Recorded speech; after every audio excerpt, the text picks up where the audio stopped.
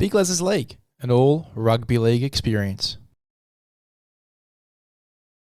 Hello, welcome back to Big LEZ'S League, an all rugby league experience. I'm your host, Big Les. Welcome back to the Best 17 series. We're going to be going through the Titans, the Dolphins, and the Manly Sea Eagles. We've got a jam-packed podcast for you today, so let's get stuck straight into it. If I've forgotten about any players in this podcast, if there's anyone that I've forgotten about that you think should be in each of these 17s, make sure to hit me up in my DMs on Instagram. If you haven't already, make sure you subscribe to the YouTube podcast. You follow the Spotify, Apple Podcasts. We are on all podcasting platforms, so make sure you go and follow us on each of those or your preferred platform if you do like. Let's get straight into this, though. We're going to go ahead and start with the Gold Coast Titans. A very interesting lineup, but a very strong-looking lineup. One most people think can get into the top 8 in 2024. Let's have a look at this lineup. We'll start off with the fullback role. It's obviously Jaden Campbell for me, with Des Hasler ruling that AJ Brimson will be playing in the centres. I think that Jaden Campbell does end up getting the start at fullback. He is electric. He's the next big thing in rugby league at fullback. Absolute weapon. I think he 150% gets that jersey, and I'm very keen to see him and AJ potentially build up a little bit of a combination from the centre winger. I'm keen to see AJ maybe doing a bit of roaming as well. I think that'd work really well with this side, and you want AJ getting his hands on the ball as much as possible as well. So moving AJ, around the field, letting him roam the park, I think is going to be a really good idea. And Jaden Campbell as well, going down both sides of the park as well, will be really dangerous. We got a little glimpse last year when the Titans played the West Tigers of this little combination off the scrum. I think that Jaden Campbell might have been playing 6 and AJ might have been playing fullback. But a combination off the scrum was really solid. And I think that this combination could be a really solid one, even though that AJ is going to be in the centres and Jaden Campbell is going to be at fullback. I think this could be a really successful combination. It really does depend on what side of the park AJ Brimson will be playing on. I think he's going to be playing on the right, but we'll talk about that a little bit later. Talking about the wingers, though, my two wingers for the Titans are going to be Alafiana Khan-Pereira and Philip Sami. I think both of these guys are going to be starting in this 17 for the Titans. Alafiana Khan-Pereira, we haven't reached the ceiling of Alafiana Khan-Pereira just yet. Really talented footballer, one of the fastest in the competition, and a really good try scorer. I think that we, as I said, are yet to see the ceiling of this bloke, Alafiana Khan-Pereira. Philip Sami, he gives us his best every single year. Really talented winger.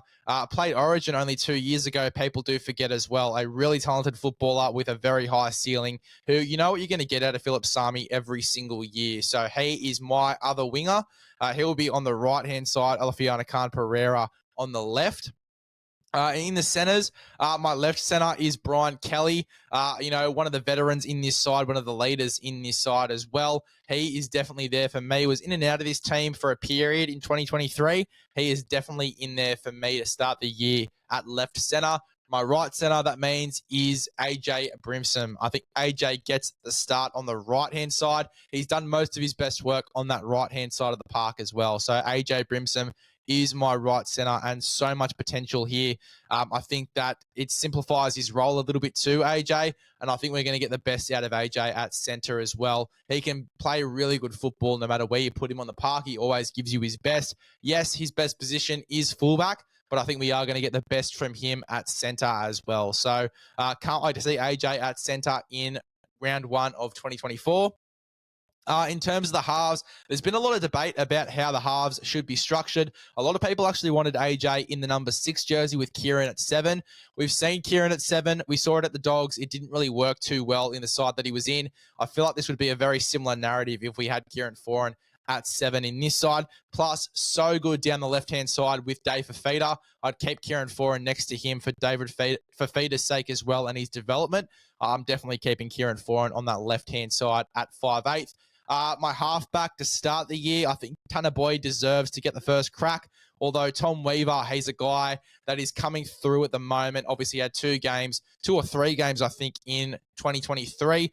Had probably the hardest 2 first games in rugby league, obviously versing the Melbourne Storm in the first one or the second one. But he versed the Melbourne Storm and the Penrith Panthers. I think Penrith Panthers was actually the first one, and then Melbourne Storm was the week after. But 2 of the hardest first games we've ever seen, and he killed it. The Titans were winning both of those games in the first half as well. So a lot of potential. Tom Weaver, obviously Australian schoolboy player as well. New South Welshman, which is what I like. He was very good in that under-19s game as well. He's definitely one to watch, Tom Weaver, going into the next few weeks, because if Tanner Boyd doesn't have the best start, Tom Weaver can come straight in and do a job. I really like Tom Weaver. He is definitely one to watch for the 2024 season. But Tanner Boyd, for me, he gets the start. He gets the first crack. Mo Fotuaika and Keenan Palasia start in the front row. Keenan has to start. He's a big minute player. I think that it just suits this team and their rotation. If he does start, it makes the starting forward pack more lethal as well. Mo Fotuaika, Origin front rower. He is a lock-in for me in the starting front row. Sam Verrills at 9. People forgetting how good Sam Verrills is. Obviously been out for a little bit in 2023 with injury, but he's a really good dummy half, really high-quality dummy half, gives a really good service. He's one of the better halves at the moment, I think, going into this season, and I think he is ready to prove that as well. Hopefully, a year without too many injuries for Sam Verrills. In terms of the back row, I've got David Fafita playing on that left-hand side with Kieran Foran. Those two are really good together. I wouldn't want to move them at all. And then Beau Fermor. I've got Beau Fermor on the right-hand side. People forget how good Beau Fermor is as well. He's been out with that ACL injury. He is an Origin back rower, and I expect him to get back to that form in 2024. Just wait and see. It might not be straight away, but he will get back to that Origin form. That's just the type of player that Beau Fermor is. And then Tino at 13. I think Tino suits 13 in this team. A lot of people would disagree, but I think that Tino is the 13 for this side. He's got great ball skills. He just suits that role. And again, it makes the forward pack a lot more lethal to start. In terms of how this bench is going to look for the Titans, I've got Tom Weaver at the number 14. I think that he can come on and play a bit of a roaming role, a second 5'8" role. I really do think that he suits that 14 jersey well. I've got Aaron Clark, who can come on, and whether Sam Verrills is going to be playing 80 minutes or not, he can come on in the number 9 role, or he can roam around at lock. It can be a very similar rotation to what we see in Origin with Harry Grant and Ben Hunt, where Harry Grant comes on through the middle, then Ben Hunt goes into that roaming role, and Harry Grant goes into the number 9. That sort of rotation is what I think could happen here with the Gold Coast Titans, number 15, Aaron Clark and Sam Verrills. I think you can have both Tom Weaver and Aaron Clark in the rotation. It's just the way the game is moving. We're seeing a very similar rotation at the Warriors with Dylan Walker at the moment. Isaac Fasulamala-Aui, I think that he gets a spot on the bench as well. I was impressed with his involvement off the bench as well. Thought that he was a really good footballer, has a lot of potential, has a much higher ceiling than what we saw in 2023 as well. I'm keen to see him get another full season under his belt, or at least half a season. I'd love to see him frequently in this team coming off the bench. Really, really talented footballer. And then Jermaine Jaloff, who I thought was great especially towards the back end of the year for the Gold Coast Titans as well. I think that he gets a spot in this team for them in jersey number 17. So a really strong team for the Gold Coast Titans going into the 2024 season. And again, a roster that could definitely be in and around the top 8. And speaking of rosters that are looking really good on paper going into this season, let's talk about the Dolphins going into this year as well. There's a lot of conjecture as to how this backline is structured. Obviously, the Hammer had a really good stint at centre in rep football this year, but he did play a lot of fullback. He also played a bit of centre towards the back end of the year for the Dolphins, but majority of his football was at fullback. I think in the NRL, he is a fullback, so he's my starting fullback for the Dolphins going into the 2024 season. Yes, in my first lineup, I did have him in the centres with Jake Averillo at fullback, but I've got it the other way around. I think that Hammer in NRL can be destructive, roaming both sides of the field at fullback, and he's got great ball skills as well, which is a really underrated part of his game. I think he can excel under Wayne Bennett at fullback for a second full season there. I cannot wait to see the Hammer in 2024. In terms of my wingers, this guy locks himself in. Jermaine Asako, he'll be playing on that right wing like he was throughout the entire of the 2023 season. He'll be there again in 2024. So he's definitely locked in as one of my wingers. You don't really need to argue that hard. Under Wayne Bennett, he has been absolutely sensational. And then another guy that has been somewhat confirmed into this role is Jack Bostock. Really, really keen on him. He's definitely one of the guys that I think could excel in terms of rookies going into this 2024 season. Did great in that under-19s Origin match last year, and that's where he made a name for himself as a rookie that could be anything, as the guru would say. I think that he is definitely in this side. I think he starts. There's a few other guys that could be in and around there. Tessie New was a guy that was pretty much locked into this role throughout 2023. But I think Bostock, he deserves to get the first crack for me. Young guy coming through, preparing for the future in this Dolphins side. I think that Jack Bostock is the future in this team. He can play center, he can play wing, but I think his best position is that left wing spot, or he can play either side of the park as well, which is a good thing about Jack Bostock. So it really depends on how you want to structure this back line.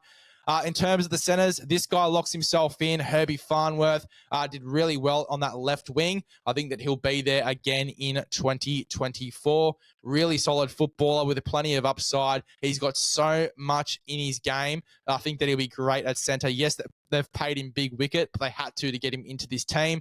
Now I'm keen to see how Herbie Farnworth does go with big wicket, on big wicket, I should say.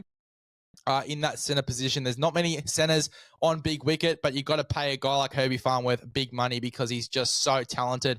And I think we haven't really seen the ceiling of Herbie Farnworth either. I think whether he's next to Jermaine Asako or Jack Bostock, he is going to be deadly in 2024. My other center is Jake Avarillo. I think that he gets the jersey. Really solid footballer, plenty of upside. And, you know, these ball skills, he can play a number of positions, but center, I think we've seen the best footy from him so far. I rate him highly as a fullback, and I had him as a fullback, obviously in that other lineup that I posted a few weeks ago, but I think he does go to center. I think that Hammer is the fullback, so he will be at center for me, Jake Avarillo. In terms of the halves, I've been umming and ahhing about this for the past few weeks. I think Isaiah Katoa does get the 6. I had Cody Nikorima in there, but Cody Nikorima just provides too much at 14. So he's going to be my 14, and we'll discuss that a little bit later. But Isaiah Katoa, he gets the first crack at 6, and Sean O'Sullivan is a lock for number 7.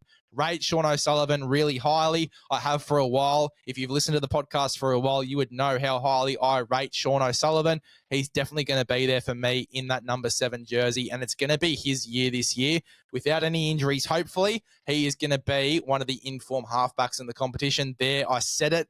Got a lot of experience, a lot to bring to this team. Been in that Penrith system. He is going to provide a lot of spark, a lot of go forward for this team. Sean O'Sullivan, just wait and see. Tom Flegler, he starts in the front row with Jesse Bromwich. Jesse Bromwich, it could be his last year in the NRL, so it's definitely one to watch him in the front row. I think he'll definitely be there for the experience and as captain to start. Tom Flegler as well, one of the better front rowers in form in the competition at the moment. He is definitely starting for me in the front row. There's no question about that. Both front rowers are locks in this team. Jeremy Marshall-King at 9, again, a lock in this team. He is an absolute freak, one of the better dummy halves in the game. Really great service, really good in first receiver as well. Obviously, a lot of experience in the halves, so at first receiver, he can be quite damaging as well. But his running game at a dummy half is one of his best features for me. Not only does he have a kicking game at a dummy half, but the running game at a dummy half, I think, is one of his most dangerous features. And he's definitely going to be one to watch going into the 2024 season. Obviously, was very unlucky with some chronic shoulder injuries, but hopefully he can overcome that in 2024 and be a real force for the Dolphins. Felice Kafusi, he's one of my starting back rowers. Finn Diesel, absolute weapon. Big hits in 2023. Some really big plays in 2023. 2024, though, I think he's really going to establish himself as a leader in this Dolphins outfit. Colony Lemuelu, I think, is too good to have as a bench player as well. He starts for me. Really good upside to him. He's had a lot of experience in the outside backs coming through. Was actually a winger 2 years ago for the North Queensland Cowboys. Now he is a back rower and one of the better ones in the competition as well. Tom Gilbert, back from injury. He's the 13 in this team. People forget he was an Origin player only a year ago as well. Obviously, before doing his shoulder, I think he'll get back to that form as well as Bo Firma. Two guys definitely to watch for the Queensland side who could make a push for that 17 as stacked as that forward pack is. Both of these guys are Origin players. Tom Gilbert, definitely one of those. Now, as we said before, my 14 is Cody Nikorima. Really solid player, has a lot of upside to him. And I think that he will be one of the more damaging 14s in the competition. Can play pretty much anywhere from 1 to 13, other than in the front row. He can play pretty much anywhere. Front row and back row are the exceptions. He definitely won't be playing there at all in 2024. But everywhere else, he can fit into this side. He is an absolute weapon, so versatile. And wherever he plays, he gives you 110%. And that's what I love about Cody Nikorima. He's been so good in this Dolphins side under Wayne Bennett. I expect to see more of that, maybe even playing some better football than he did in 2023 in 2024. Kenny Bromwich on the bench, a veteran in this side. I think that he can play in the middle now. He can also play on an edge. Played a lot of footy at 13 when Tom Gilbert was out of this side. Tom Gilbert is the future. So Kenny goes to the bench, and I think that he can come on, in the back row or in the front row, depending on where this side needs him. But he's going to be one of those guys moving forward for me. Mark Nichols as well, coming off the bench. He had some massive games starting in this team in 2023. I think in 2024, coming off the bench, that's going to be his role. He's going to do a really good job at that as well for the Dolphins. And then Jared Wallace gives you 110% in the front row as well. An absolute workhorse. I love Jared Wallace in 2023. 2024, hopefully we get the same from J Wall because he is just an absolute weapon when he's at his best. That is my 17 for the Dolphins. And then the last one for today is the Manly Sea Eagles. Now, a lot of debate as to whether Tom Trbojevic should be at fullback or in the centres. For a long time, I thought it should be at centre. But if he is fully fit going into this preseason, I do think that he can play fullback and should start at fullback. If he does get injured again, you've got to look at that argument. Do we bring him back in the centres? You've obviously got a lot of guys in this team that can go ahead and play fullback. You've got Ruben Garrick, who has done it before and done a really good job before playing fullback. You've also got Tolutau Koula, who even at centre ran 300 metres a game for that Tongan side. You bring him back into NRL football. I think he can do the same, if not better, next to Jason Saab. But at fullback, though, I think he can be even more damaging if Tom Trbojevic does get injured yet again. And I think with these two guys in the side as well, even if Tom Trbojevic is out for an extended period this upcoming season, I do think they can still push for a top 8 spot even without Tom Trbojevic, just because they've got so much talent that can go straight into that fullback role. And now they've got depth in the centers as well. Brad Parker, Tommy Talau, Christian Tuipulotu. You've got so many guys who can come into this side in the centers now as depth if one of these guys in Ruben Garrick or Tolu Koula have to move. Tolutau Koula have to move into the fullback role. It's great the depth that they have, and it's really going to push them into one of those elite sides going into 2024. But Tom Trbojevic, fully fit. He is my fullback. Jason Saab and Tommy Talau are on the wings. Ruben Garrick has been pushed into the centers and confirmed to play center in 2024. So he's going to be at right center for me with Tommy Talau. The left-hand side for me is going to be Tolutau Koula and Jason Saab. Now, that could go either way, but my left-hand side preferably will be Tolutau Koula and Jason Saab. My right-hand side will be Ruben Garrick and Tommy Talau. I think that combination could be deadly. It could go either way for me. They could be in either or position. Tommy Talau could go into the centers and Garrick could go onto the wing, or vice versa, as it looks to be for the 2024 season. Garrick at center and Tommy Talau on the wing. But either way, this side is going to be really deadly. This right-hand side of the park, I should say, is going to be really deadly. Ruben Garrick's one of the players to watch going into this season at centre. Going to work on his ball skills. And that combination with Tommy Talau is going to be crazy. Also on the same side is a really, really in-form DCE as well. Hamole Olakawatu also on that right side. You have got an absolute strike right side in this team, and that's really rare. A lot of strike weapon sides of the park are usually on the left-hand side. Having a strike right side is going to be a really dangerous thing in this, a really dangerous factor for the Manly Sea Eagles going into 2024, and I'm really keen for it. But my backline is Saab and Tommy Talau on the wings, Tolu Kiala and Ruben Garrick in the centres. Luke Brooks is my 5'8". DCE is my halfback. I think the plan long term is when DCE retires over the next 2 to 3 years, Luke Brooks goes into the number 7, and maybe Schuster comes into that number 6. They've got to be bringing someone through. I think they're going to be targeting Lachlan Galvin, I believe, going into this season, who is a young West Tigers junior, to be the successor to DCE, which I think would be a much better option. Obviously, we've seen Luke Brooks at 7 for a number of years, and it hasn't really worked out for him. There's been too much pressure on him at number 7. I think we're going to see the best footy from Luke Brooks in that number 6 jersey, and I'm very keen for it. DCE, he's been in some great form, not only for Queensland and Australia, but for the Manly Sea Eagles side. I'm really keen to see if he can go to another level, even though he is 34, 35 years of age, if he can go to that next level in 2024. But DCE and Luke Brooks, they're my halves. Mount Paseka, Taniela Paseka, and Toafoa Sipley start in the front row. I think that's a massive front row pairing. Both of these guys are absolute towers. And then you've got Lachlan Croker, who is an absolute workhorse in that number 9 role. Really solid forward pack going into this year. Josh Schuster moves back into the back row. He goes on the left-hand side for me. I think him, Brooks, obviously Cowler and Saab can build a really strong combination on that left-hand side of the park, and I'm very keen to see it. Hamole Olakwatu, as we said before, one of the more dangerous right-hand sides of the park. Hamole Olakwatu is going to be a big part of that. And DCA, I think, is going to be a big part of Olakawatu's development, especially since he is the future of this side, locked into an $800K per year contract. Jake Trbojevic moves back to 13, and I hope he gets back into a bit of a ball-playing sort of player in that 13. They've used him as a bit of a battering ram. He's been moved into the front row quite a bit during the 2023 season.